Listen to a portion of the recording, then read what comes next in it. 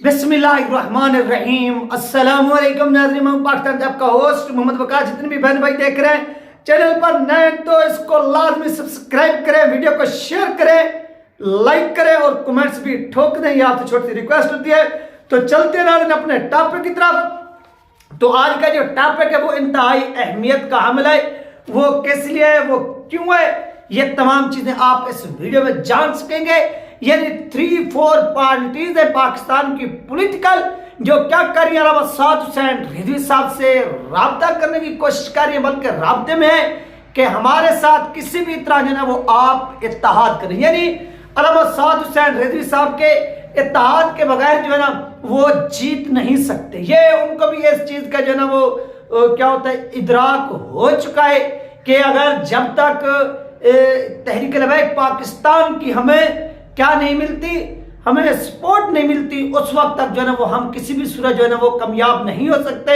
इसलिए अल्लामा साद हुसैन रिजवी साहब के सामने हाथ जोड़े जाए और उनसे हाथ मिलाए जाए और हाथ मिलाने के बाद ही जो है ना वो हम कामयाब हो सकते हैं, नहीं तो हम क्या होंगे, नाकाम हो जाएंगे। मैंने आपको एक पहले न्यूज दी थी, आपको याद होगा कि मैंने कहा था कि मुस्लिम लीग काफ के जो चौधरी सालिक हुसैन है वो अपना उधर जाकर मिले थे पीर अफजल कादरी साहब के पास कि हमारी जो है ना वो आप इलेक्शन में हिमायत करें, यानी हिमायत का ऐलान करें।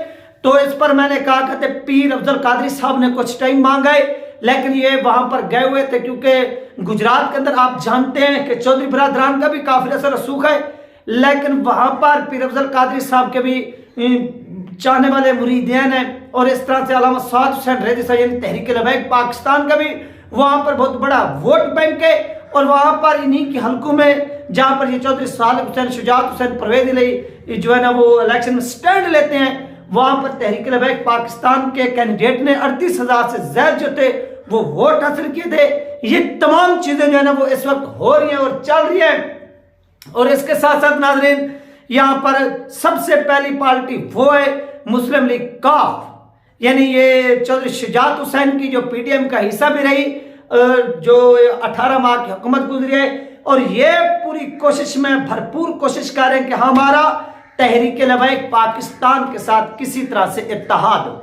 तो गुजरात यानी इनके जो कैंडिडेट होते हैं वो आपको मालूम है कि काफ लीग खत्म हो चुकी है। किसी दौर में से परवेज मुशर्रफ ने 2002 के अंदर अरूज बख्शा था, जिसके नतीजे में चौधरी शुजात हुसैन जो थे वो पाकिस्तान के प्राइम मिनिस्टर बने और पाकिस्तान के कम अरसा में यानी वजीर आजम रहने वाली ये शख्सियत बनी। यानी 40 दिन तक ये पाकिस्तान के वजीर आजम रहे और उसके बाद इनको हटा दिया गया और उसके बाद शौकत अजीज को पाकिस्तान का प्राइम मिनिस्टर लगाया गया। इसके बाद नाजरीन परवेज इलाही जो थे वो पाकिस्तान के सबसे बड़े आबादी के लिहाज का जो सूबा था पंजाब, उसके वजीर आला बन गए। ये इनकी जो है ना वो सियासत थी और ये जूते पॉलिश कर करके, बूट पॉलिश कर करके सियासत में इंटर हुए चौधरी बिरादरान। और अब इनकी जो सियासत है, क्योंकि वो जब वो बूट आखिर जो उनको आप ये पॉलिश करते रहे, बुर्श उनके ऊपर फेरते रहे, रगड़ते रहे, और वो रगड़ते रगड़ते वो चीज जो थी वो वीक होती गई। आखिरकार वो बूट भी टूट गया और वो टूट कर अब गल सड़ गया होगा। वो आपको मालूम है कि परवेज मुशर्रफ की मैं बात कर रहा हूं, वो तो बेचारा मर गया है, तो इनकी सियासत भी मर गई। ये जब तक वो सियासत में रहा इनको भी अरूज रहा। उसने जैसे सियासत से किनारा कशी की तो इनकी भी सियासत से किनारा कशी होगी। आपको मालूम है कि आज परवेज इलाही कहां पर खड़े और चौधरी शुजात हुसैन कहां पर खड़ा है। इसके बाद नाज़रीन इस्तेहकाम पाकिस्तान पार्टी जिसके जो बानी है, जो चेयरमैन है वो है जहांगीर तरीन साहब, और इसके साथ साथ जो दूसरे हैं अलीम खान साहब।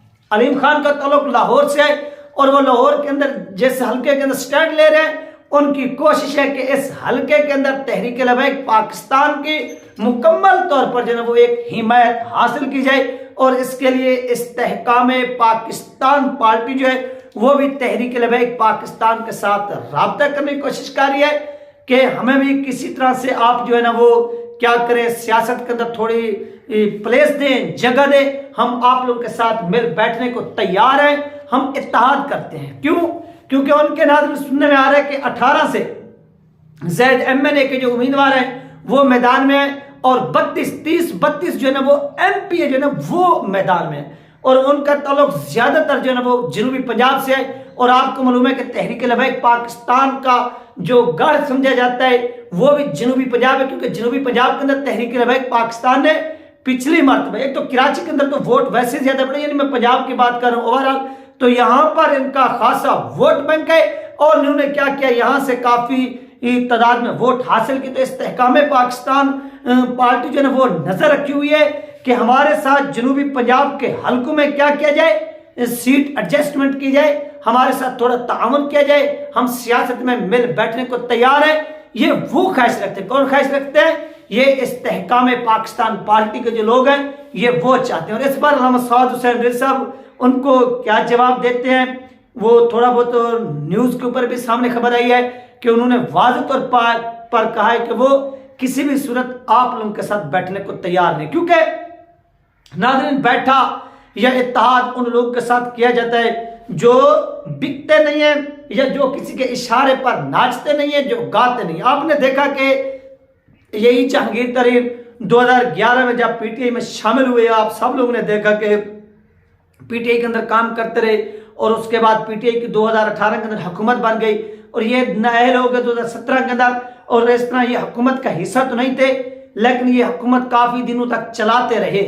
और उसके बाद जैसे इन्होंने किनारा कशी की, किनारा कशी के नतीजे में इनकी जो हुकूमत थी वो धड़ाम से गिर गई। तो ऐसा ना हो कि इन लोगों के साथ आप इत्तेहाद तो कर लें और इस इत्तेहाद के नतीजे में जब उनका दिल चाहे वो आपको वीक, यानी इत्तेहाद के नतीजे में टीएलपी को एक वीक करने का ये एक हरबा भी हो सकता है, ये सब कुछ हो सकता है। तो अल्लामा सवाद हुसैन रिजवी साहब ने इनको भी सुनने में यही आ रहा है, कहा है कि हम किसी भी सूरत आपसे इत्तेहाद या सीट एडजस्टमेंट जो है ना वो नहीं कर सकते।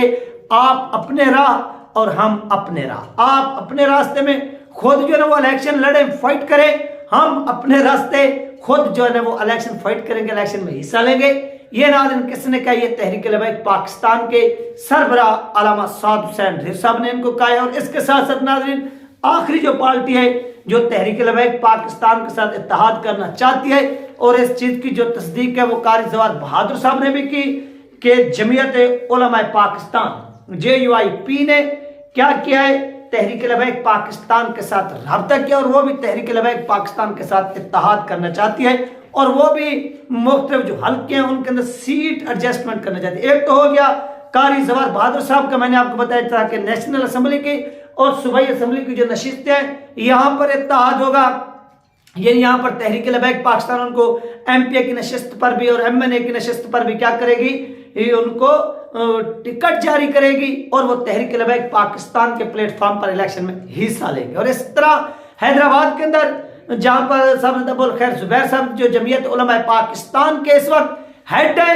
उनके साथ भी तहरीक लबैक पाकिस्तान जो है वो सीट एडजस्टमेंट कर सकती है और उनके साथ सीट एडजस्टमेंट हो सकता है और वो भी तहरीक लबैक पाकिस्तान के प्लेटफॉर्म में इलेक्शन लड़ सकते हैं। ये नाज़रीन 3-4 पार्टीज है जो तहरीक लबैक पाकिस्तान के साथ मुसलसल राब्ते में है कि आप लोग हमारे साथ राब्ता करें, सीट एडजस्टमेंट करें। और इस सिलसिले में तहरीक लबैक पाकिस्तान जो है वो इनके साथ क्या सीट एडजस्टमेंट कर पाती है या नहीं कर पाती, ये तमाम चीजें अभी जो है ना वो खुलकर सामने आ रही हैं और आप लोग देख भी रहे हैं कि तहरीक लबैक पाकिस्तान ने फिलहाल इनकार किया, लेकिन जमीयत उलमा पाकिस्तान के साथ आप समझ लें कि आपकी सीट एडजस्टमेंट हो सकती है, क्योंकि वो चंद हलकों के अंदर जो ना वो आपसे सीटें मांग रहे हैं। तो इसमें कुर्बानी देना पड़ती है। जब बड़ा लीडर होता है, जो बड़ी जमात होती है, वो हमेशा अपने लोगों को इकट्ठा करने के लिए, जोड़ने के लिए कुर्बानी देती है।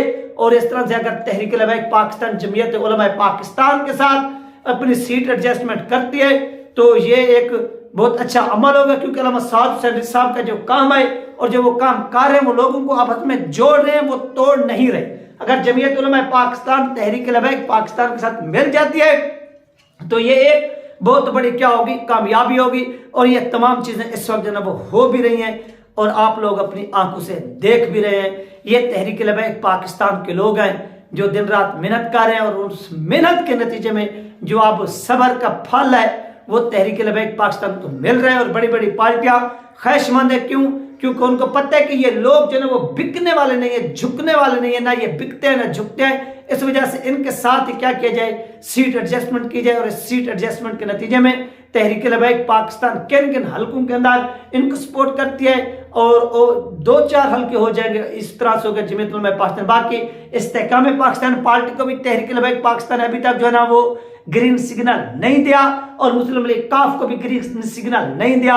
ये नाज़रीन अहम तरीन अपडेट थी जो आप लोगों के साथ शेयर की गया है। अपना ख्याल रखिएगा, मुझे तो याद रखिएगा। मिलते हैं नेक्स्ट वीडियो में।